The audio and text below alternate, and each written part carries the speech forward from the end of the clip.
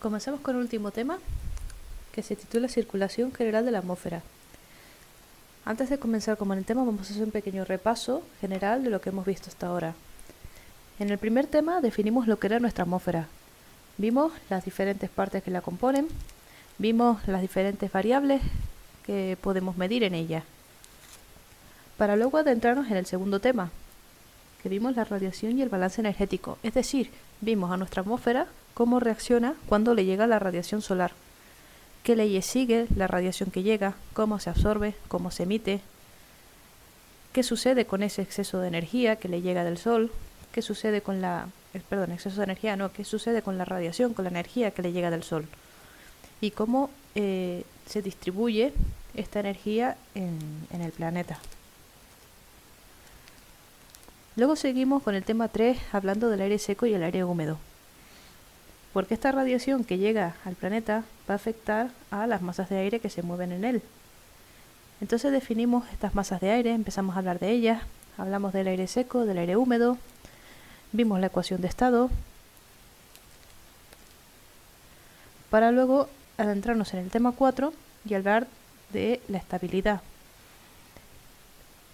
Seguimos hablando de cómo es el movimiento de estas masas de aire, cómo ascienden en la atmósfera, de qué manera lo hacen, vimos que seguían comportamientos adiabáticos y vimos también que estas masas de aire pueden ascender o no en la atmósfera debido pues, a unas condiciones de estabilidad o de inestabilidad y aprendimos a cómo trabajar con ellas. Continuamos con el tema 5 en el que ya hablamos de la velocidad del viento. Es decir, nos centramos en estas masas de aire que se mueven y debido a este movimiento que generan, este movimiento se llama viento. Y aprendimos la manera de calcular matemáticamente cómo se representa esta velocidad del viento. También hablamos de los diferentes tipos de vientos con diferentes nombres que podemos encontrarnos. Y ahora vamos a entrar en el tema 6, que nos habla de la circulación general de la atmósfera. Es decir, porque estas masas de aire que se mueven a una velocidad determinada, es decir, el viento, no se mueven de manera aleatoria, sino hay unos, digámoslo así, canales por donde se pueden mover estas masas de aire. Estas partes o estas pequeñas zonas tienen características similares y son lo que vamos a conocer como las diferentes células. Por lo tanto, en este tema vamos a hablar de cómo se van distribuyendo las diferentes células convectivas en todo el planeta y vamos a ver un poco cómo se van distribuyendo estas masas de aire, cómo van evolucionando los vientos y cómo van circulando.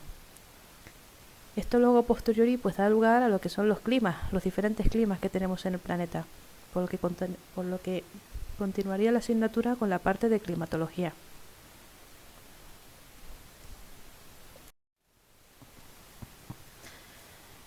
Bien, las grandes masas de aire que se mueven en general se mueven debido a las diferencias de presiones que existen y como consecuencia de la energía que llega del Sol y de la rotación del planeta.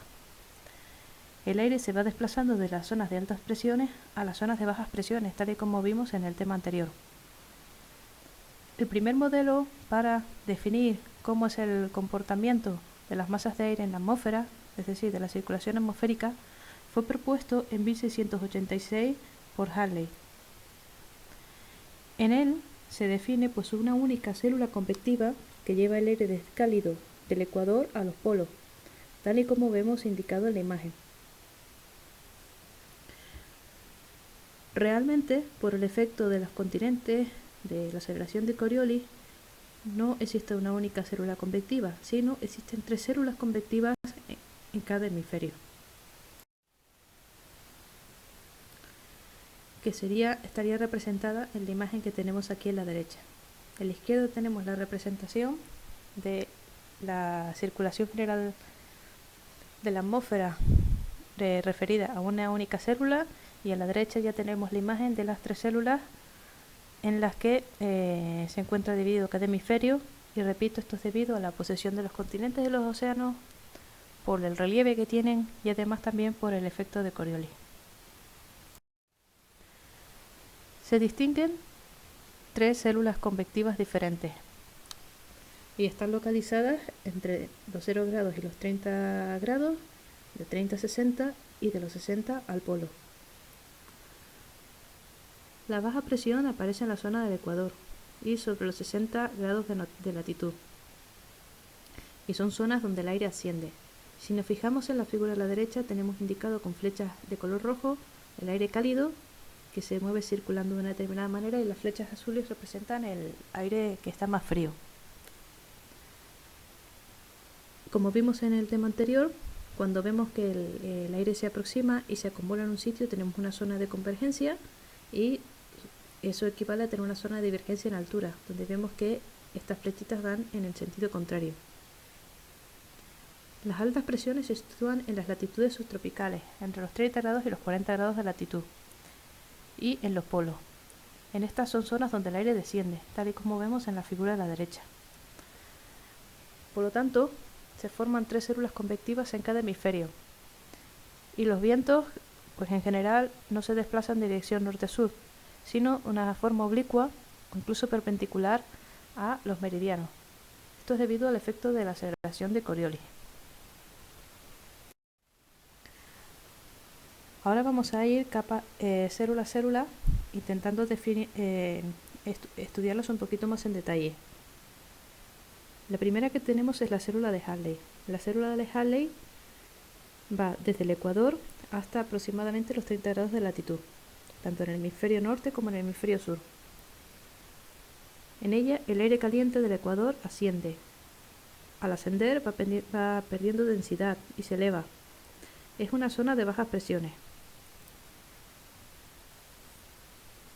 El aire se enfría y desciende desde las latitudes tropicales y se desplaza una parte hacia el polo y otra parte hacia el ecuador. Los vientos asociados a esta zona se llaman vientos alisios y tienen dirección noreste. Tal y como vemos en la imagen, tenemos representada la célula Halley, donde vemos indicada a través de flechas la dirección de los vientos alisios, y como las flechas rojas nos están indicando un aire cálido que se está acumulando al ecuador, es decir, donde se acumulan tenemos una zona de convergencia, es decir, una zona de baja presión, y este aire se eleva a las capas superiores, produciéndose una divergencia, y el aire circula por la parte superior hasta la latitud 30 aproximadamente, donde vuelve a descender.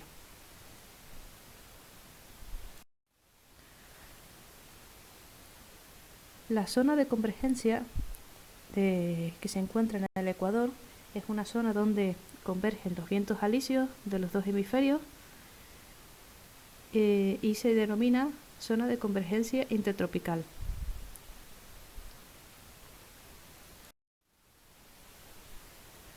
La siguiente célula que nos encontramos es la célula de Ferrel, o la célula de los vientos del oeste.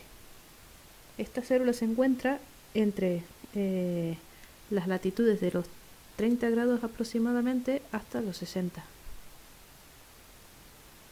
Y la siguiente que nos encontramos es la célula polar convectiva, que va desde los 60 grados de latitud hasta el polo. La célula de los vientos del oeste, o célula de Ferrel, se localiza en latitudes medias o templadas. Origina los vientos llamados contralisios o vientos del oeste, que tienen dirección sur-oeste en el hemisferio norte. En la célula convectiva polar, que va, repito, desde los 60 grados hasta el polo, tenemos los vientos polares del este. En la imagen tenemos representadas, en este caso ya las 3 células, la de Halley, la de Ferrel y la polar, indicando la dirección y los vientos que se originan en ellas. En la célula de Halley, les repito, tenemos los vientos alisios que convergen en el ecuador, y entre la célula de Ferrel y la célula polar tenemos una zona de convergencia donde convergen los vientos del oeste o contralisios y los vientos polares del este.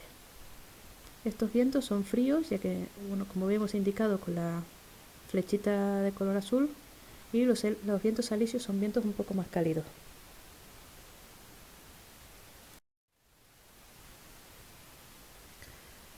Bien, aquí tenemos también representados las zonas de altas y de bajas presiones igual con las diferentes células que tienen lugar y los diferentes vientos con sus direcciones.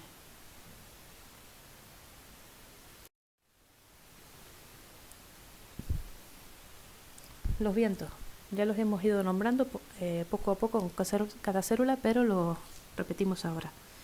Tenemos los vientos alisios y contralisios. Los vientos contralisios, también llamados de poniente, son un sistema de vientos relativamente constantes en dirección y en velocidad que soplan en ambos hemisferios, desde los 30 grados de latitud hacia el ecuador con dirección noreste en el hemisferio norte y sureste en el hemisferio sur.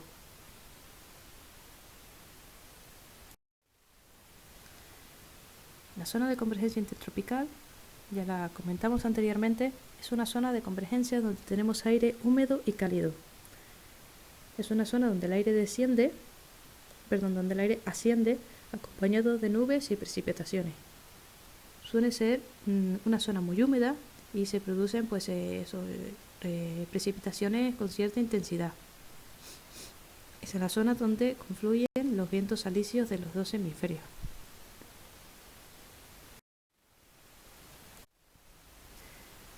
Aquí tenemos otra imagen de la zona de convergencia intertropical en la que está representada la variación estacional de esta zona, ya que la radiación solar que llega durante todo el año no es constante debido a la posición de la Tierra con respecto al Sol. Esta zona de convergencia intertropical pues tiene pequeñas variaciones, y en esta imagen tenemos representada pues esta variación en 2 meses en concreto del año, tanto en verano como en enero y en julio. El frente polar es una línea divisoria entre el aire cálido procedente de los anticiclones subtropicales con el frío procedente de los anticiclones polares.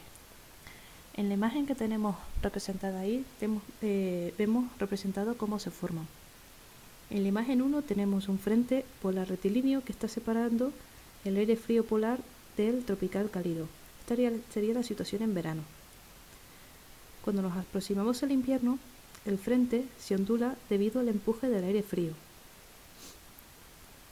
Esto va a dar luego lugar a las ondas de Rossby, como veremos a continuación.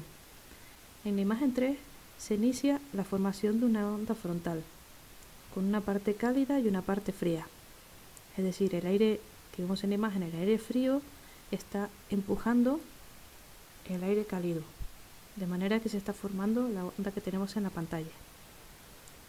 En la imagen 4, el centro de unión entre este aire frío continúa presionando nuestro aire cálido hasta que se forma una borrasca, representada por la letra B. Y en el quinto ya tenemos una oclusión de los frentes. El frente frío se desplaza más rápido que el cálido, provocando que se eleve el aire cálido.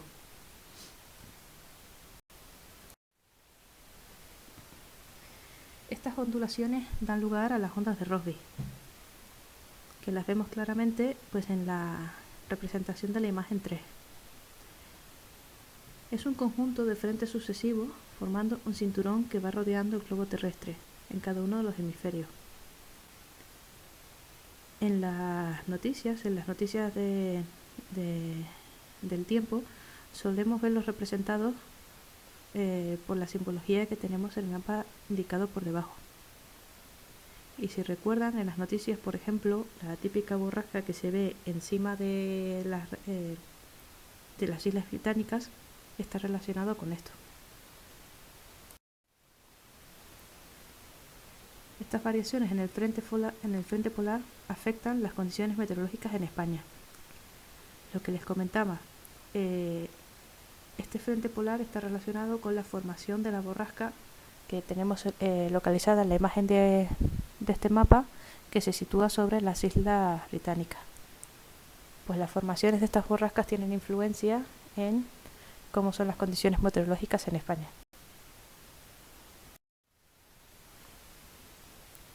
El frente polar tiene un gran impacto en la circulación oceánica a gran escala y por tanto también ya cuando hablamos de escalas de tiempo grandes, en el clima.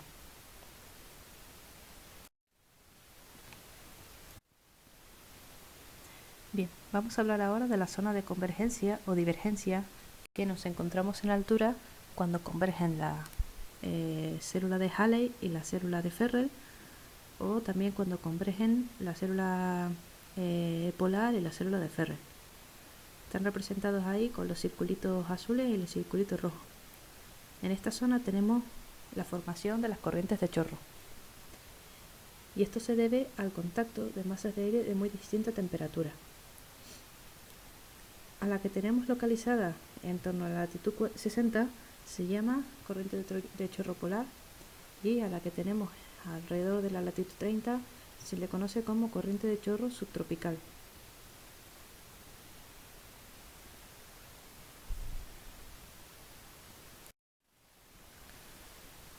En la corriente de chorro, como comentamos en el tema anterior, tenemos velocidades de viento muy grandes.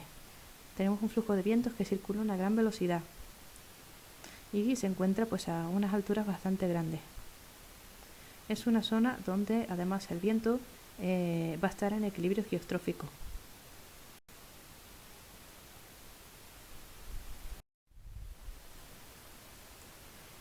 Este es un artículo del 8 de enero del 2015 donde se describe lo que le pasó pues a un vuelo comercial que realizaba la ruta desde Nueva York hasta Londres. Y resultó que batió prácticamente un récord de velocidad y llegó más rápido de lo que se esperaba a Londres. Y esto es debido a que en su trayectoria se cruzó con la corriente de chorro y esta pues se empujó al avión, aumentando pues su propia velocidad. Conocer la posición y dónde se encuentran las corrientes de chorro no únicamente tienen utilidad en el sentido meteorológico, sino también una aplicación es en el transporte aéreo, ya que no es lo mismo circular con un avión con un viento cuando tienes a favor, lo que va a hacer que la velocidad del vuelo se reduzca, a cuando tienes esta velocidad del viento en contra.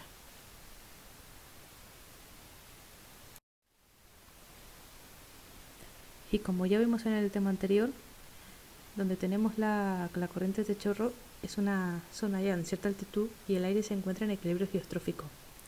Es decir, la fuerza de Coriolis se va a igualar al gradiente de presiones. En esta zona ya, como estamos a una considerable altura y es una zona de convergencia de diferentes masas de aire, esta zona no se ve muy afectada por la fuerza debida, la fuerza centrífuga, perdón.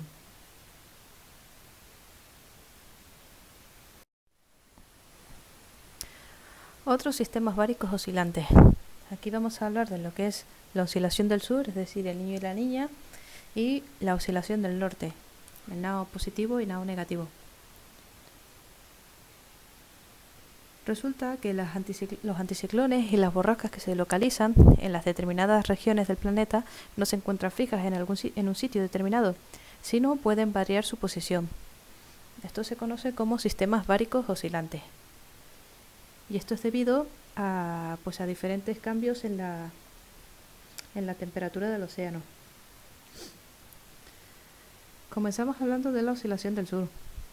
La oscilación del sur se produce en la zona del Pacífico.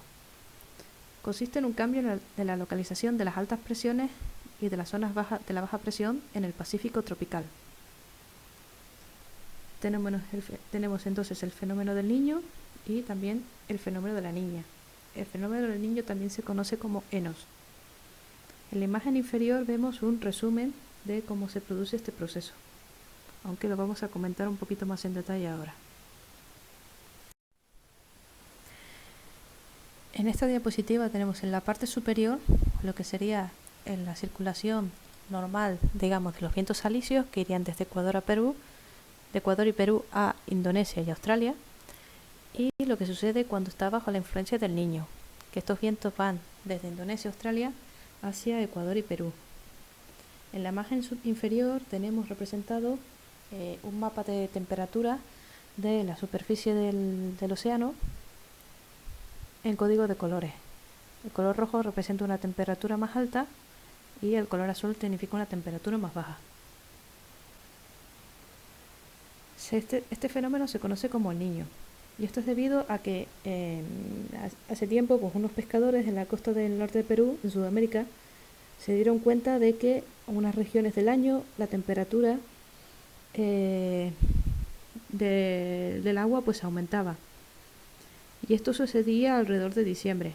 Entonces nombraron este fenómeno el Niño en relación a la época de navideña y el nacimiento del Niño Jesús. Y por eso se sigue conociendo con este nombre. Aunque es un fenómeno que sucede en la región del Pacífico, tiene efectos sobre otras regiones del mundo.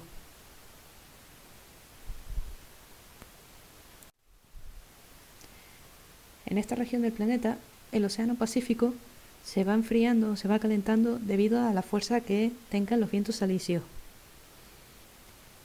Cuando nos encontramos bajo la influencia del Niño, los vientos alisios son más débiles de lo que suelen ser. Entonces, el agua cálida se acumula a lo largo de la zona ecuatorial y se mueve hacia el este, justo en la zona oriental del Océano Pacífico, tal y como vemos en la imagen inferior, donde vemos que en la zona del Ecuador la temperatura del océano ha aumentado. Como la superficie del agua está más caliente de lo normal, la atmósfera también se calienta. Esto hace que el aire húmedo se eleve, se formen nubes y se provoquen tormentas.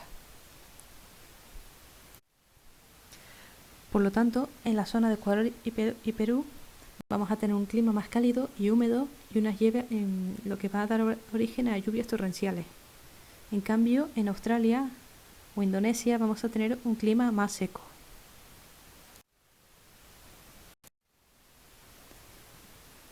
Aquí tenemos en esta transparencia pues algunas de las principales consecuencias del fenómeno del Niño. Y como ya les comenté, pues los vientos alisios se debilitan. Esto hace que la temperatura del océano se eleve y al elevarse la temperatura pues se presenta una mayor nubosidad debido pues a esta inestabilidad. Que se producen pues abundancia de precipitaciones y suele tender a ocurrir cada intervalo de 2 a 7 años con una duración desde 9 meses a los 2 años. Aquí tenemos una animación del evento más grande que se conoce como el Niño, que fue en el año 97 y 98, 1997 y 98, y vemos cómo fue la variación de la temperatura en esa región en esta época. En esta diapositiva tenemos también indicados los efectos del Niño, no solo también en cuestiones meteorológicas o en cuestiones climáticas, sino también, por ejemplo, lo que puede suceder a los nutrientes que se encuentran en el mar. Además, tal y como se indica, pues tiene consecuencias en Australia, en México, en Estados Unidos y en determinadas zonas del Océano Atlántico incluso.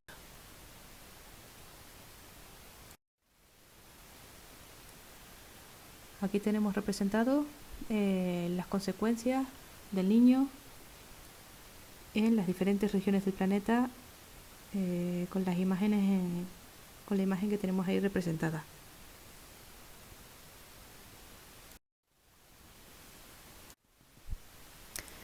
En cambio, el fenómeno de la niña es todo lo contrario al niño.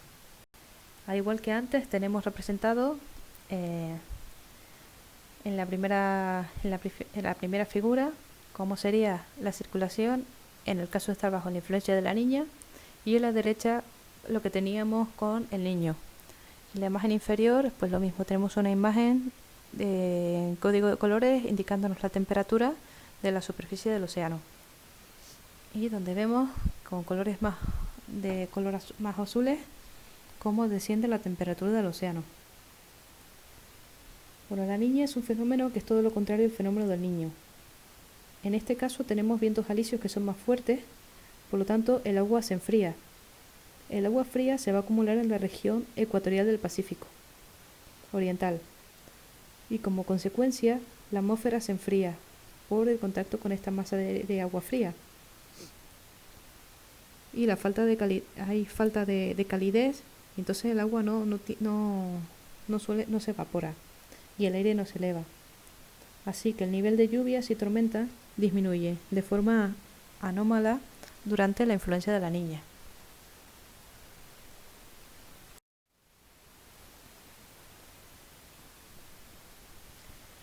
Aquí tenemos un resumen también, otra vez comentado lo que les acabo de decir, donde bajo la influencia de la Niña la temperatura del océano desciende, representado con esa zona de color azul. Los vientos alisios son más fuertes y al tener un viento más fuerte por encima del océano, este se enfría. Es un fenómeno que puede ocurrir cada 3 o 5 años en promedio y según los registros históricos el intervalo entre cada evento varía de 2 a 7 años. Sus condiciones duran entre 9 y 12 meses, pero los episodios más largos que se han encontrado pueden durar hasta 2 años. Y también es un fenómeno que sucede con menos frecuencia que el Niño.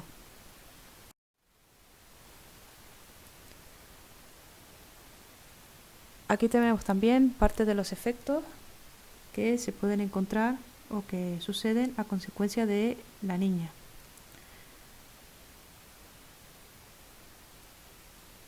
En Australia e Indonesia se experimenta más humedad en el ambiente. En cambio, en el centro este del Pacífico ecuatorial son periodos de temperatura de la superficie del mar por debajo de lo normal. Entre diciembre y febrero la zona norte de Brasil es más húmeda de lo normal. Y en el centro de los Andes aumentan las lluvias, lo que ocasiona también fuertes inundaciones.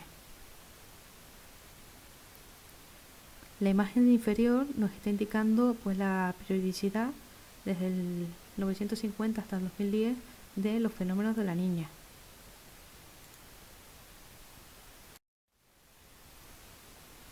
Y aquí tenemos el impacto también en las diferentes regiones, el impacto climatológico de los efectos de la Niña, dando lugar a zonas más secas o más húmedas,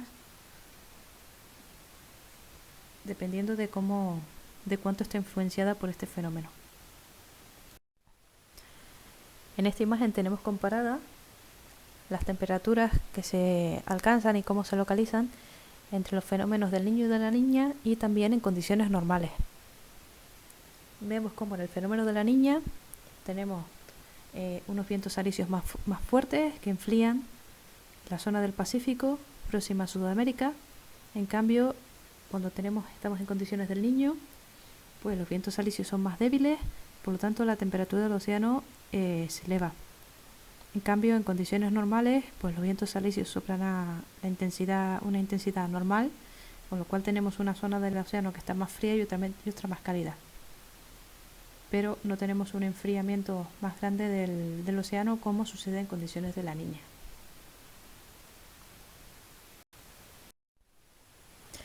También para caracterizar los fenómenos del Niño y la Niña se utiliza el índice de oscilación del sur. El índice de oscilación del sur se mide la diferencia de presiones entre Tahití y el norte de Australia. Regularmente los eventos del Niño ocurren más frecuentemente que los de la Niña. Un ejemplo de la frecuencia de estos fenómenos lo tenemos en la gráfica que tenemos indicada, donde tenemos de color rojo los años y la duración de los fenómenos del Niño. En cambio tenemos en color azul los fenómenos y la duración de los efectos de la Niña.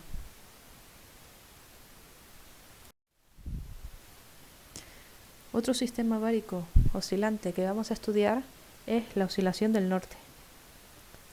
La oscilación del norte se localiza en el océano Atlántico y es debida a un cambio en la localización de las altas y bajas presiones en el Atlántico, en concreto del anticiclón de los Azores y de la borrasca de Islandia. En la imagen tenemos ahí indicada lo que sería nao positivo y nao negativo. Aquí tenemos a modo de animación dónde están localizadas las zonas de altas presiones y bajas presiones en el Atlántico y el desplazamiento que sufren y sus consecuencias. Sus consecuencias no, lo vamos a ver más adelante. tenemos representado en la primera escena, donde la borrasca de Islandia se encuentra sobre Islandia. Este es el caso de Nao positivo, donde hay vientos de poniente que son muy fuertes, y una de las consecuencias que vamos a tener en España son inviernos secos y fríos. Y Nao negativo se produce cuando esta borrasca de Islandia se desplaza hacia el sur, por lo tanto el anticiclón de los Azores se desplaza más próxima a Canarias. Esto hace que la borrasca se encuentra más próxima a España, y esto se traduce con inviernos suaves, también de muchas precipitaciones, y vientos de poniente ya menores.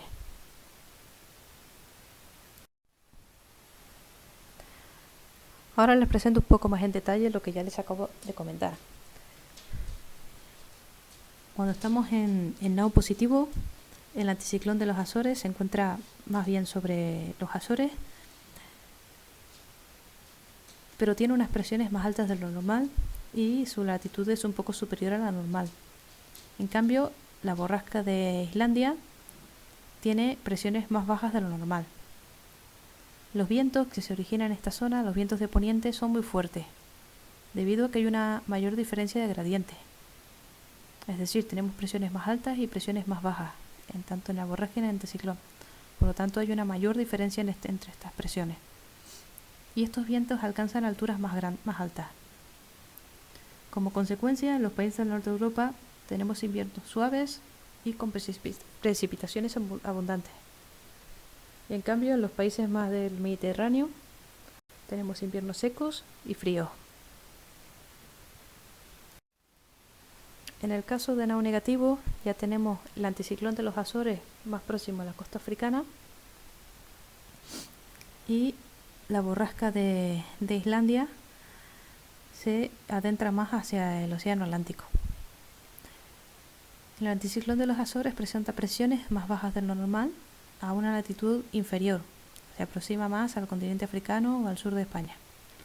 La borrasca de Islandia se sitúa a presiones más altas de lo normal. En este caso, los vientos de poniente son menos fuertes, ya que hay una menor diferencia en el cambio de presiones, y no alcanzan a unas grandes altitudes. Consecuencias: en los países del norte de Europa tenemos inviernos secos y muy fríos. En cambio, en España y los países de su entorno, inviernos más suaves con precipitaciones abundantes.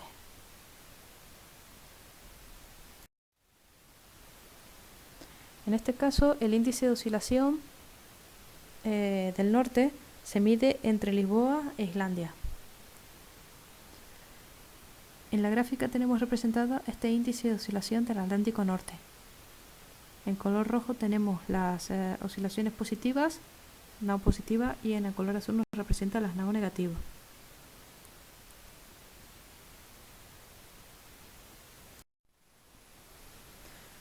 Y ya para terminar, estos son los datos de estos sistemas báricos oscilantes para el año pasado. Perdonen que no les haya buscado los datos para este 2020, pero en el 2019 estamos en condiciones débiles del Niño, y la oscilación del norte, pues estábamos en caso de Nao positivo con tendencia a caer en negativo. Si me queda tiempo, ya les subiré a clase una diapositiva extra con cómo estarían los sistemas báricos oscilantes pues a día de hoy.